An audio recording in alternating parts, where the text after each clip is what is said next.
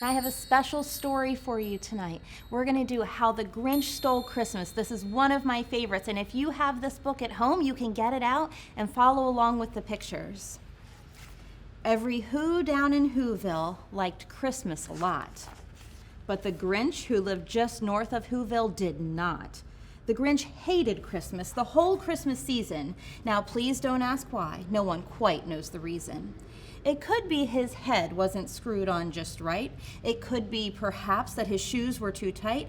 But I think that the most likely reason of all may have been that his heart was 2 sizes too small. But whatever the reason, his heart or his shoes, he stood there on Christmas Eve hating the Whos, staring down from his cave with a sour, grinchy frown at the warm, lighted windows below in their town, for he knew every Who down in Whoville beneath was busy now hanging the mistletoe wreath. And they're hanging their stockings, he snarled with a sneer. Tomorrow is Christmas, it's practically here. Then he growled with his Grinch fingers nervously drumming, I must find some way to stop Christmas from coming. For tomorrow, he knew, all the Who girls and boys would wake bright and early and they'd rush for their toys. And then, oh, the noise. Oh, the noise, noise, noise, noise. That's one thing he hated. The noise, noise, noise, noise. Then the Whos, young and old, would sit down to a feast, and they'd feast, and they'd feast, and they'd feast, feast, feast, feast. They would feast on Who pudding and rare Who roast beast, which was something the Grinch couldn't stand in the least. And then they'd do something he liked least of all. Every Who down in Whoville, the tall and the small, would stand close together with Christmas bells ringing. They'd stand hand in hand, and the Whos would start singing. And they'd sing, and they'd sing, and they'd sing, sing, sing, sing. And the more the Grinch thought of this Who Christmas sing, the more the Grinch thought, I must stop this whole thing. Why, for 53 years I've put up with it now. I must stop this Christmas from coming. But how? Then he got an idea, an awful idea. The Grinch got a wonderful, awful idea. I know just what to do, the Grinch laughed in his throat, and he made a quick Santa Claus hat and a coat, and he chuckled and clucked. What a great Grinchy trick. With this coat and this hat, I look just like St. Nick. All I need is a reindeer. The Grinch looked around, but since reindeer are scarce, there was none to be found. Did that stop the old Grinch? No. The Grinch simply said, if I can't find a reindeer, I'll make one instead. So he called his dog Max. Then he took some red thread and he tied a big horn on the top of his head.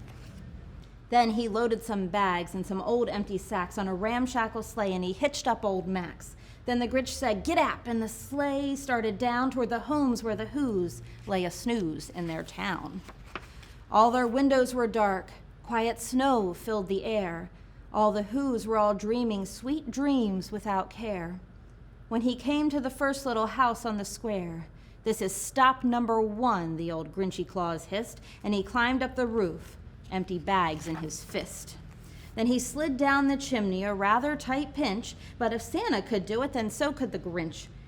He got stuck only once for a moment or two, then he stuck his head out of the fireplace flue, where the little Who stockings all hung in a row. These stockings, he grinned, are the first thing to go.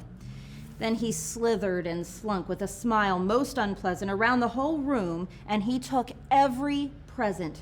Pop guns and bicycles, roller skates, drums, checkerboards, tricycles, popcorn, and plums. And he stuffed them in bags, and the Grinch very nimbly stuffed all the bags one by one up the chimbley. Then he slunk to the icebox. He took the Who's feast. He took the Who pudding. He took the roast beast. He cleaned out the icebox as quick as a flash. Why, that Grinch even took their last can of Who hash. Then he stuffed all the food up the chimney with glee. And now, grinned the Grinch, I will stuff up the tree. And the Grinch grabbed the tree and he started to shove when he heard a small sound like the coo of a dove. And he turned round fast and saw a small Who, little Cindy Lou who was not more than 2.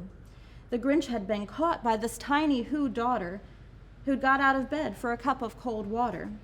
She stared at the Grinch and said, "Santa Claus, why? Why are you taking our Christmas tree? Why?"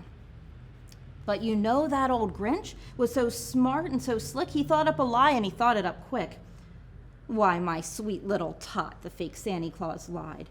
"There's a light on this tree that won't light on one side.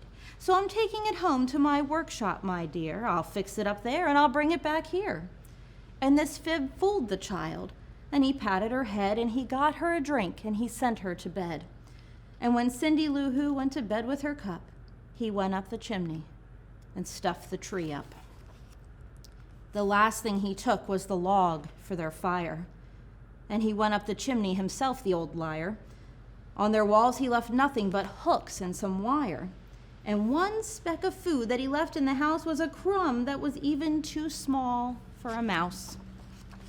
Then he did the same thing to the other Who's houses, leaving crumbs much too small for the other Who's mouses. It was 15:15, all the Who's still abed, all the Who's still a snooze when he packed up his sled. He packed it up with their presents, the ribbons, the wrappings, the tags and the tinsel, the trimmings, the trappings. 3,000 feet up the side of Mount Crumpet, he rode with his load to the tip-top to dump it. "Pooh, pooh to the Who's," he was grinchiously humming. "They're finding out now that no Christmas is coming. They're just waking up, I know just what to do. Their mouths will hang open a minute or two, then the Who's down in Whoville will all cry, boo-hoo." "That's a noise," grinned the Grinch, "that I simply must hear." So he paused, and the Grinch put his hand to his ear. And he did hear a sound rising over the snow. It started in low, then it started to grow. But the sound wasn't sad. Why, the sound sounded merry. It couldn't be so, but it was merry, very. He stared down at Whoville. The Grinch popped his eyes. Then he shook. What he saw was a shocking surprise. Every Who down in Whoville, the tall and the small, was singing without any presents at all. He hadn't stopped Christmas from coming. It came. Somehow or other it came just the same. And the Grinch with his Grinch feet, ice cold in the snow, stood puzzling and puzzling. How could it be so? It came without ribbons. It came without tags. It came without packages, boxes, or bags. And he puzzled 3 hours till his puzzler was sore. Then the Grinch thought of something he hadn't before. Maybe Christmas, he thought, doesn't come from a store. Maybe Christmas, perhaps, means a little bit more. And what happened then? Well, in Whoville they say that the Grinch's small heart grew 3 sizes that day. And the minute his heart didn't feel quite so tight, he whizzed with his load through the bright morning light, and he brought back the toys and the food for the feast. And he himself, the Grinch, carved the roast beast.